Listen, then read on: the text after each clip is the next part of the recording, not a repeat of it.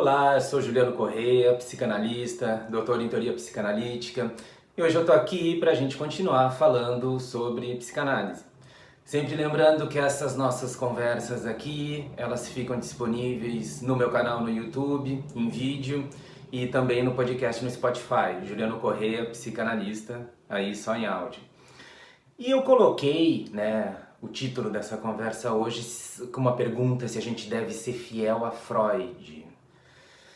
Que é uma pergunta, eu acho um tanto complexa, até porque a gente pode pensar o que seria ser fiel a Freud, que fidelidade é essa que eu estou falando.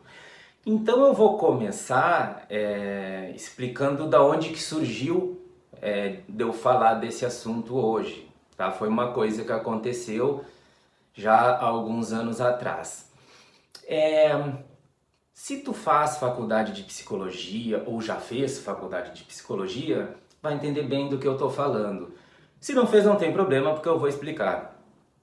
Geralmente, e eu digo geralmente porque os currículos mudam, né? Cada faculdade de psicologia às vezes tem uma maneira diferente de funcionar, mas geralmente chega um momento no curso em que a gente, os alunos, quem está fazendo psicologia, tem que fazer uma escolha por abordagens clínicas da psicologia. Psicanálise, cognitivismo, humanismo, sistêmica, tem várias. E obrigatoriamente tem que se fazer uma escolha. Geralmente, esse momento ele acontece quando se vai fazer estágio em psicologia clínica. Nesse momento é necessário. Eu, por exemplo, quando eu estava na faculdade, tinha a possibilidade de não fazer estágio em psicologia clínica. Eu fiz, a maioria fazia. Quem não fazia, não tinha o porquê de escolher alguma dessas abordagens, porque elas são clínicas. Daqui a pouco, o objetivo da pessoa é trabalhar, sei lá, com psicologia do trabalho, organizacional. Não tem motivo de fazer esse tipo de escolha, porque essas áreas da psicologia, elas têm suas próprias teorias. Essas aí que eu citei, elas são para quem vai trabalhar na clínica. Mas eu não posso usar uma para cada... Não, não pode. Tem que escolher. Aí já é outro assunto isso aí também, Mas tem que escolher. E eu acho que esse momento da escolha, ele causa muita excitação ou muita angústia, vai depender de cada um. Muitas vezes as pessoas fazem esse tipo de escolha já bem antes, ao natural, vão se direcionando para algum lado. E essa situação de escolher alguma abordagem clínica, ela muitas vezes gera algum tipo de disputa, entre os alunos, no sentido da minha é melhor que a tua. Eu acho que eu já vi isso, situações em que essa disputa ela é até estimulada, que é uma coisa que me desagrada, porque aí tem, sei lá, outros interesses por trás, interesses às vezes que são até um pouco estranhos, mas mesmo não sendo estimulada, eu acho que é um movimento natural que acontece. E eu me lembro, há anos atrás, para uma turma que eu dava aula, que estava chegando esse momento, um grupo de alunas começou a perguntar para os professores, que sabiam que eram identificados com determinada abordagem clínica, da fidelidade deles a essa abordagem. E elas geralmente perguntavam falando do autor ou do principal autor. Então, assim, para a professora que dava aula de humanismo, elas perguntavam se ela era fiel a Rogers, por exemplo, que criou a abordagem centrada na pessoa e tal. E eu já tinha ouvido falar que estava rolando isso lá. E chegou o momento que elas vieram perguntar para mim, muito animadas, muito animadas, e elas perguntaram para mim se eu era fiel a Freud. E foi uma pergunta muito interessante porque eu nunca tinha pensado nisso, nunca ninguém tinha me feito essa pergunta, ou desse jeito pelo menos. E aí quando elas me perguntaram, eu refleti um pouquinho e eu respondi assim, não, eu não sou fiel a Freud. Freud que é fiel a mim. É claro que elas se estouraram rindo, né? Porque levaram isso na piada, na brincadeira, eu comecei a rir também, mas não era brincadeira, era sério o que eu estava falando. Mesmo tendo pensado na hora, era sério e continua sério até hoje porque eu continuo pensando nisso. Agora, tenho que explicar a minha resposta, né? Porque ela é uma resposta altamente prepotente. Porque ela dá a sensação de que, sei lá, eu sou maior que Freud, né? Então, Freud que me siga. É uma coisa que daqui a pouco a gente, né, assim como tem pessoas que são freudianas, eu tá achando que daqui a pouco vão ter pessoas que vão ser julianas, né? Que é o completo absurdo, né? Que bom que não tem ninguém assim. Mas ainda para explicar essa minha resposta, eu tenho que falar sobre os motivos dessas escolhas que a gente faz. E eu coloquei no plural agora essas escolhas porque eu não estou pensando só nas escolhas que a gente faz, por exemplo, dentro do curso de psicologia dessas abordagens. Eu estou pensando dentro da própria psicanálise, porque a psicanálise, querendo ou não, ela tem abordagens diferentes, né? Então tem a pessoa lá que é freudiana, outra é lacaniana, a outra é kleiniana e sei lá mais o que. No caso da psicanálise, eu não acho que seja obrigatório um tipo de escolha assim. Eu gosto muito, eu me identifico muito com esses autores, com esses psicanalistas que são o que eu gosto de chamar de livres pensadores. Eles são psicanalistas, ponto final. Então, eles se utilizam de diversas fontes. Porque eu acho que essas abordagens dentro da psicanálise, muitas vezes, não sempre, tá? Mas muitas vezes, elas não são autoexcludentes. Não é necessário que tu use uma ou use outra. Como naquelas outras escolhas que eu falei daí no curso de psicologia. Existem sim, eu acho, alguns pontos que elas se tornam conflitantes. Por quê? Porque vai influenciar num tipo de concepção que se tem. Daí depende do que for, concepção da psicanálise, concepção do atendimento, concepção de como os processos acontecem e por aí vai. Mas, repetindo, de uma maneira geral, eu não acho que elas sejam autoexcludentes e eu não gosto, mas aí é uma opinião pessoal, dessa coisa mais dogmática, sabe? De tu fechar com determinado autor e fechar em todos os sentidos e nada mais entra e tu só se alimenta dali, tipo, se agarra ali, vamos junto, se for cair no precipício, vamos junto. Sei que tem muitas pessoas que, enfim, trabalham assim, não tem absolutamente nada de errado nisso, né? Eu só estou falando de preferências.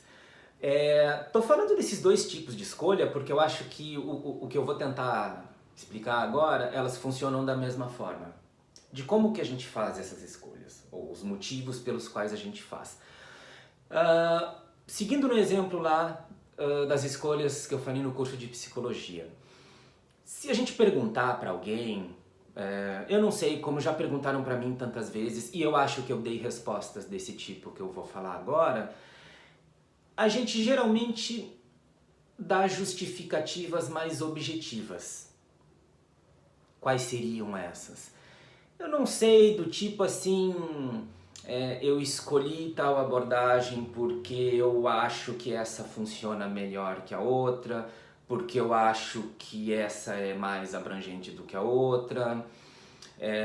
Eu não sei, podem ter questões também de porque eu acho que essa aqui vai me dar mais retorno que a outra, né? Retorno financeiro, talvez. Tipo assim, eu sei que tem terapeuta rico, mas eu acho que é mais ou menos no estilo como também tem jogador de futebol rico, né? Não é a maioria. Tô falando isso porque se tu escolhe, daí nem depende de abordagem, eu acho, né? Se tu escolhe a clínica pensando em ficar rico, tu pode ter grandes surpresas pelo caminho, né? Porque isso aí não é tão simples assim de acontecer. Mas enfim, a gente poderia pensar várias outras justificativas objetivas desse tipo. E eu tô para dizer que todas essas justificativas que a gente possa dar, elas são uma grande besteira. Por que elas são uma grande besteira? Em primeiro lugar, não é o mais importante, tá? Mas em primeiro lugar porque elas são óbvias. Né? Eu escolhi essa abordagem clínica porque eu acho que ela é melhor que a outra. Mas é claro que tu escolheu porque acha que ela é melhor que a outra.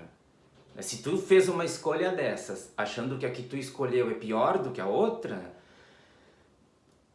eu acho que tem algum problema aí que a gente teria que investigar. É claro que tu escolheu o que tu acha melhor.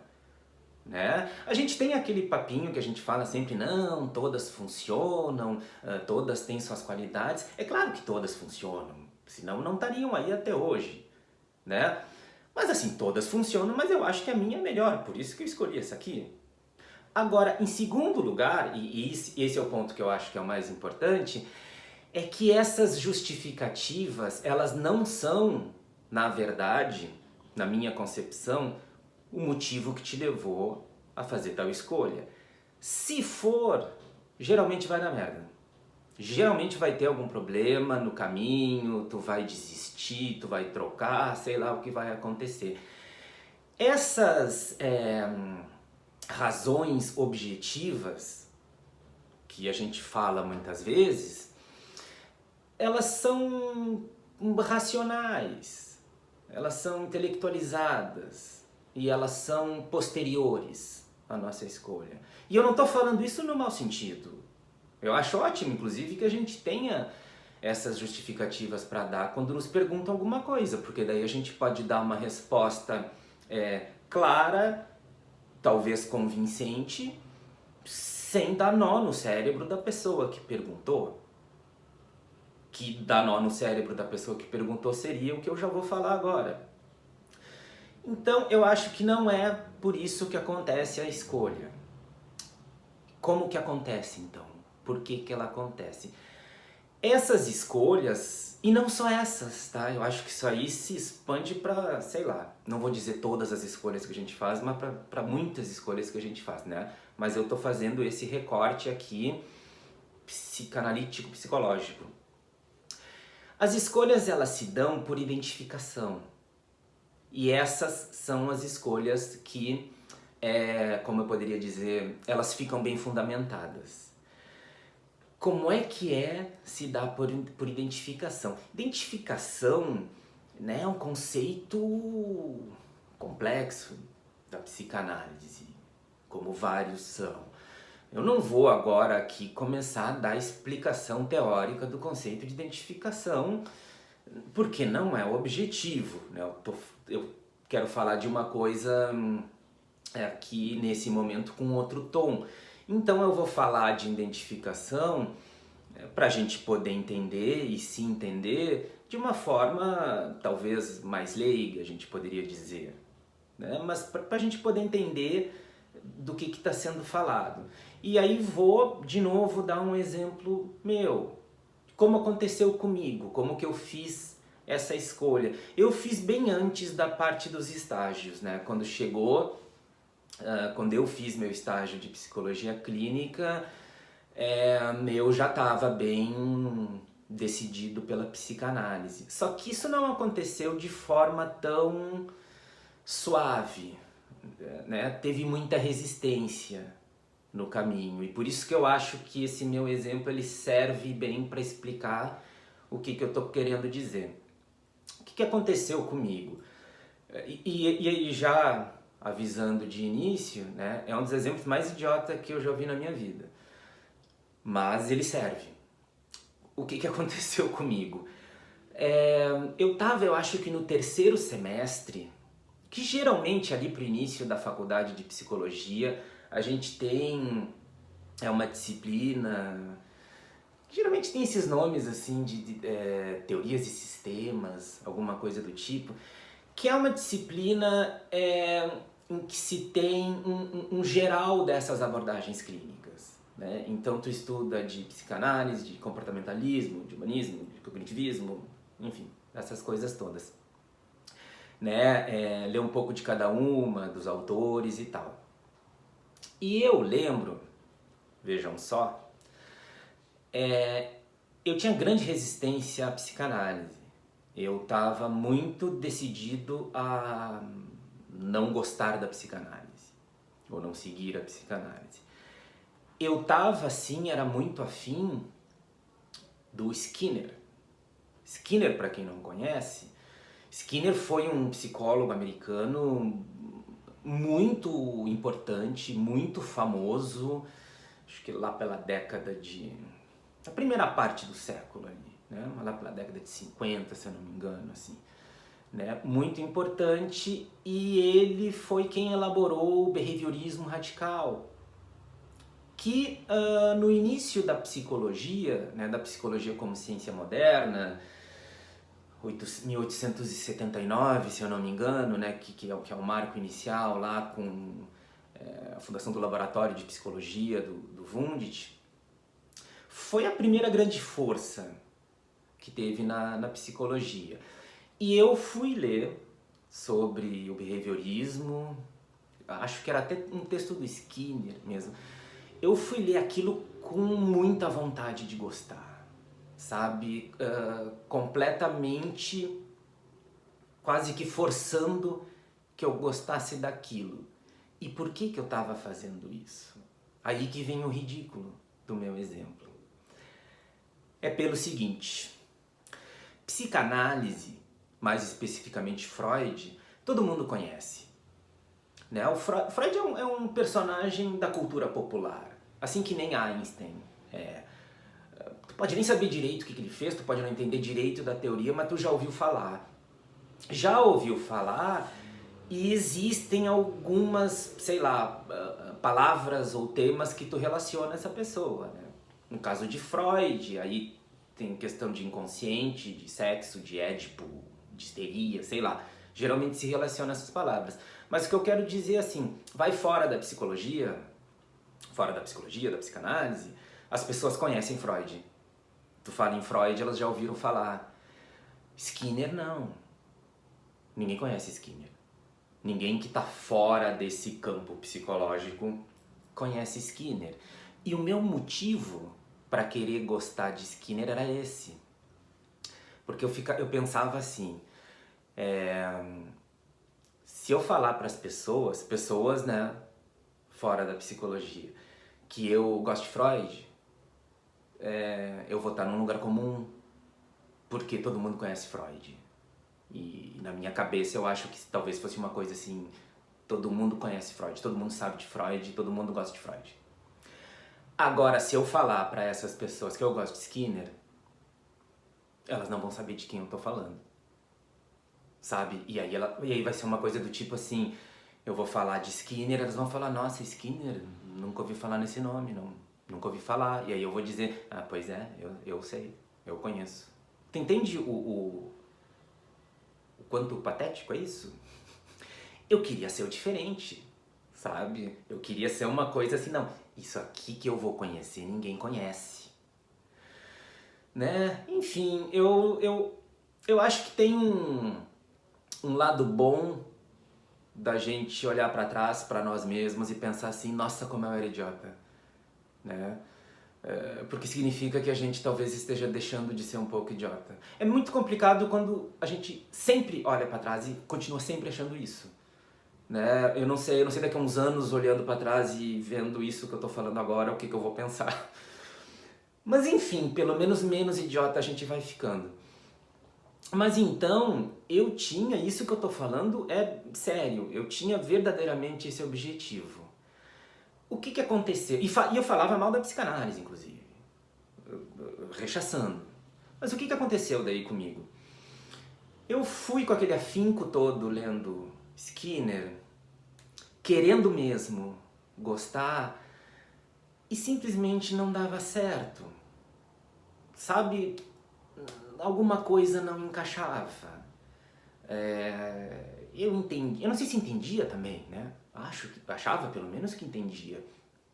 Via lógica no que estava sendo falado, mas é como se ficasse algo, não sei como a gente poderia dizer, oco, sabe? Só racional.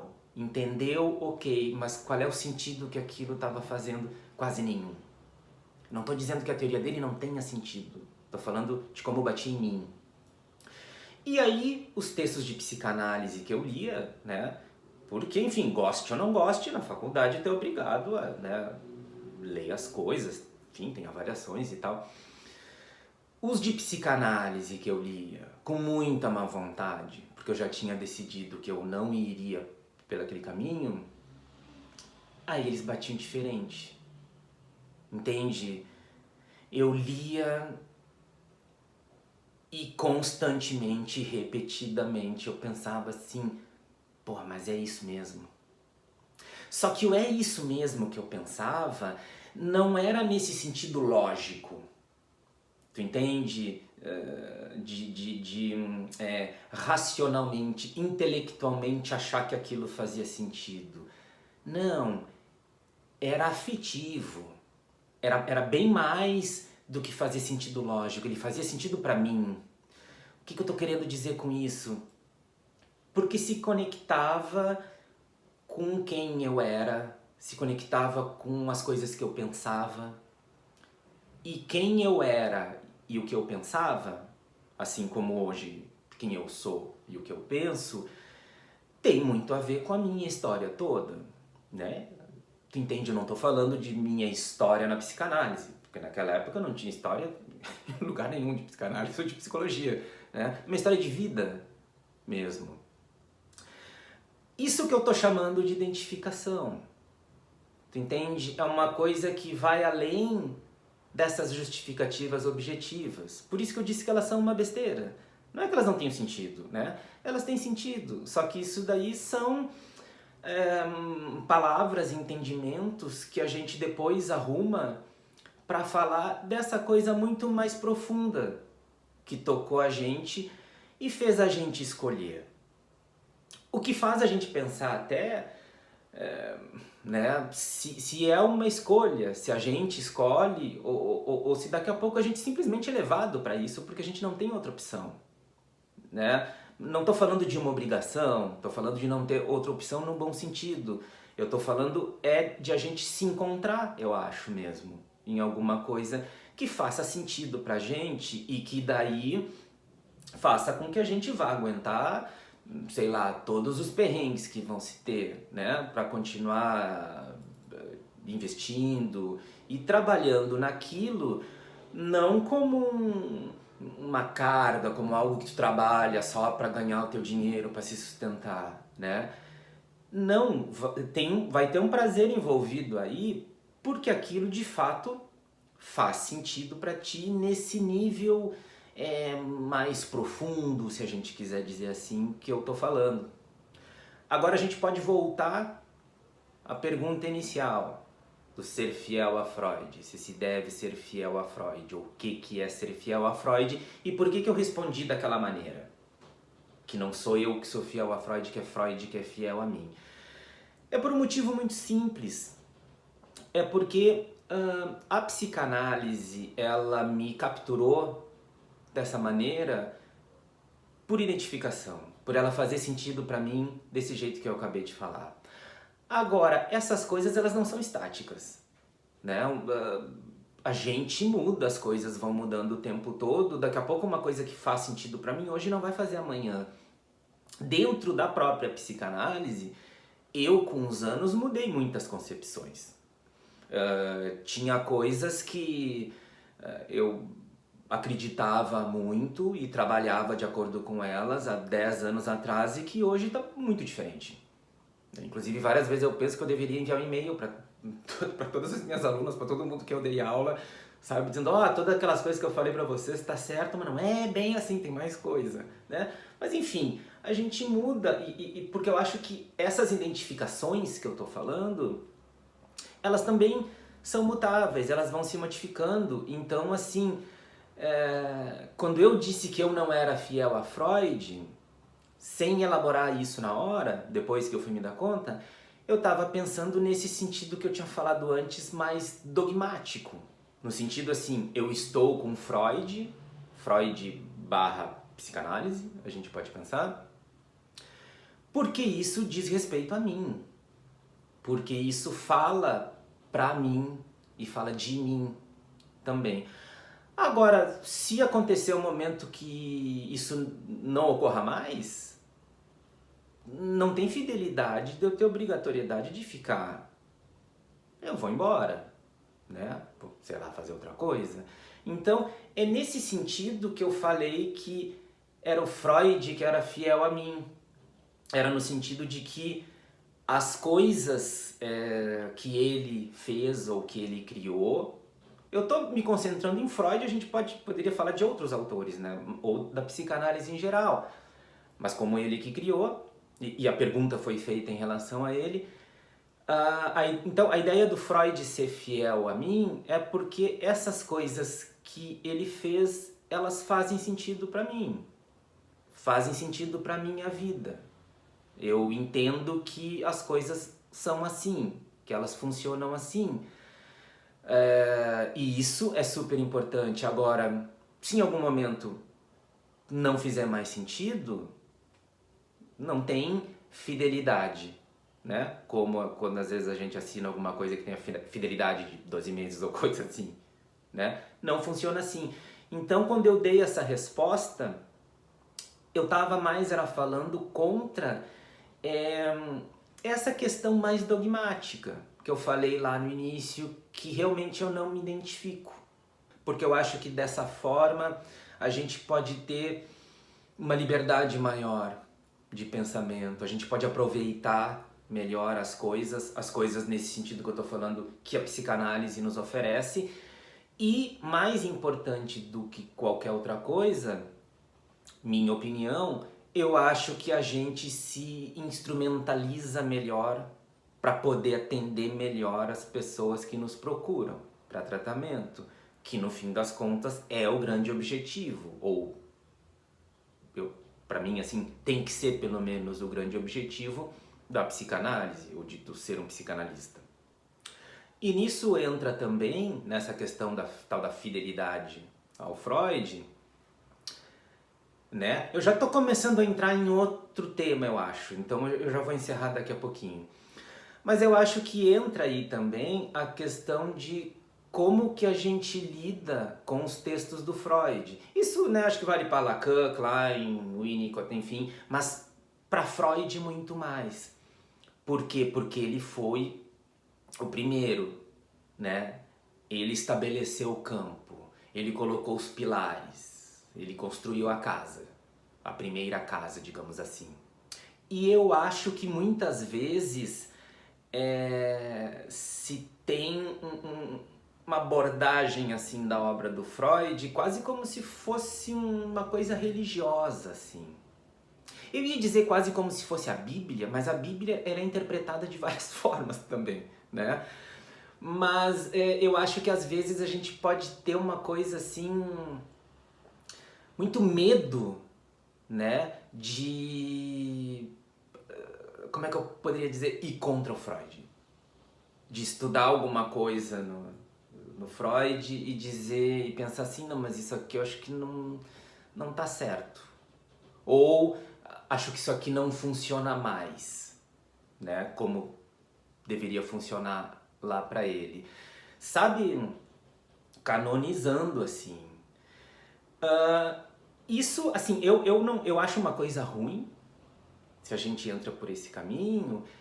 E pegando a questão da fidelidade, eu acho que se a gente age assim em relação à obra do Freud, aí eu acho que nós não estamos sendo fiéis a Freud. Por que eu estou falando isso? Porque o Freud, ele tinha, como eu tenho, acho que tu tem também, todo mundo tem em níveis diferentes, O Freud tinha suas questões lá, de muitas vezes ser, né, mais cabeça dura, de não abrir mão de algumas questões, né? Mas enfim, ele tinha os princípios dele, as coisas que ele acreditava, como todo mundo tem os seus. Agora, eu diria na maior parte do tempo, o Freud sempre teve de olho aberto em relação à obra dele. O que significa isso? Ele sempre foi modificando, ele tem esse lado muito crítico à própria obra. Quando ele via que alguma coisa de repente não estava funcionando muito bem ou não estava encaixando muito bem, ele modificava. Modificava levando o antigo junto e às vezes não. E era bem claro em relação a isso, né? Não sempre, ok, mas muitas vezes ele diz, olha, isso aqui que a gente tinha uma concepção que era desse, daquele jeito, parece que não funciona mais, então nós vamos ter que fazer diferente e tal. Então, eu acho que a gente seguir esse modelo dele, em relação à própria obra dele, isso é ser fiel a Freud. Porque eu acho que a gente está mantendo esse espírito como é que eu poderia chamar? De movimento, de inovação, de criação, que é necessário porque, enfim, o tempo passa, as coisas mudam.